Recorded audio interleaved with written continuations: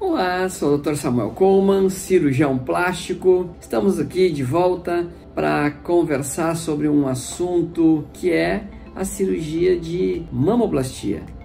E a certeza que eu sempre tenho quando vou examinar uma mulher é que existe assimetria mamária. Portanto, nós vemos muitas deformidades mamárias no consultório. Existem muitas deformidades congênitas da mama devido a várias alterações que eu vou pontuar uma a uma e vou falar um pouquinho de uma síndrome, que é a síndrome de Poland, que é a patologia mais comum e mais frequente no meu consultório. Então eu vou dividir as deformidades congênitas da mama, primeiro naquelas deformidades que são deformidades do mamilo ou do complexo areolar, que podem ser simplesmente do seu tamanho, da sua forma, mas simplesmente desse complexo. A segunda deformidade congênita da mama são pelas assimetrias de volume. Muitas pacientes apresentam pura e simplesmente uma assimetria de volume mamário, o que poderá ter uma cirurgia onde nós fazemos a simetrização da mama, ou colocando próteses de tamanhos diferentes, ou diminuindo aquela mama que é maior, simetrizando juntamente com a mama menor, quando há necessidade dessa forma de volume no caso das duas mamas. Então corrigiremos a forma e o volume. Eu digo que nós sempre nos baseamos na melhoria da forma, na harmonização do tecido. E o terceiro caso de deformidades congênitas são aquelas deformidades em que a gente tem deformidades da forma, do volume da mama e ainda temos deformidade da parede torácica. Essas deformidades requerem mais atenção, mais cuidado, e das deformidades congênitas desse tipo, a mais comum é a síndrome de Poland.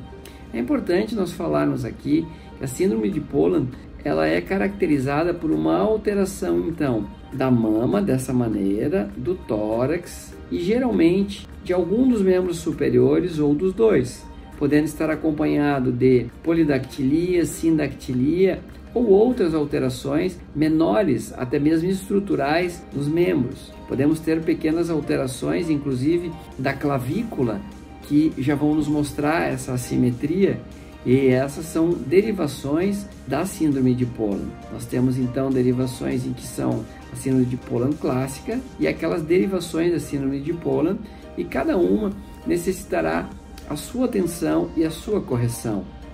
Alguns casos da síndrome de Poland, aqueles casos mais clássicos, poderemos ter alterações vertebrais, alterações cardiológicas congênitas também, e isso será necessário então toda essa avaliação do paciente como um todo, para que a gente realmente possa também fazer todo aquele preparo pré-operatório que é tão importante para levar você para a cirurgia com mais segurança.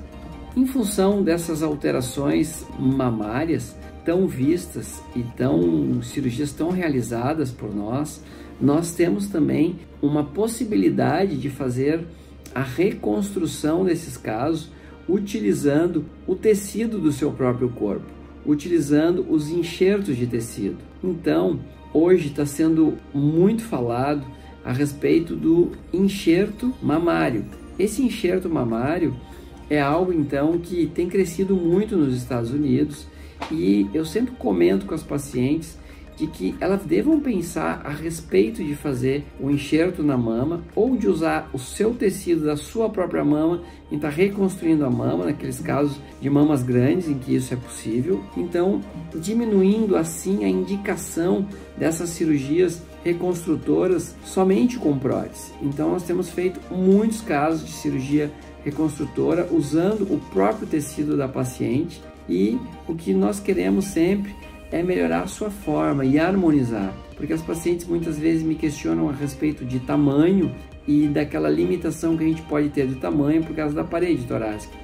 Eu não tenho valorizado muito isso e não gosto de falar em número de sutiã, porque cada paciente vai ter que harmonizar em relação àquilo que vai ser melhor para ela, em relação ao seu tamanho, tamanho do tórax, e muitas vezes o tamanho de sutiã é algo que eu tenho visto que também muda de fabricante para fabricante. De cada 10 pacientes, 8 pacientes têm dificuldade na compra do sutiã e elas se confundem. Nós temos medidores, e eu já notei que esses medidores, os europeus e os medidores americanos, eles não são compatíveis. Então, eu costumo dizer que nós vamos deixar a paciente da melhor maneira possível, com a melhor harmonia, e esse assunto é um assunto muito importante e que eu darei continuidade aqui nesse canal, falando para vocês então sobre as mamas híbridas. O que seriam mamas híbridas? Seriam mamas onde nós poderíamos usar o tecido do seu próprio corpo, no caso a gordura, mais a prótese, para melhorar ainda mais a beleza do seu tórax e da sua mama. Muito obrigado. Se você já se inscreveu no canal, eu agradeço. Se não se inscreveu ainda, se inscreva. Se você está gostando desses assuntos, compartilhe. Muito obrigado.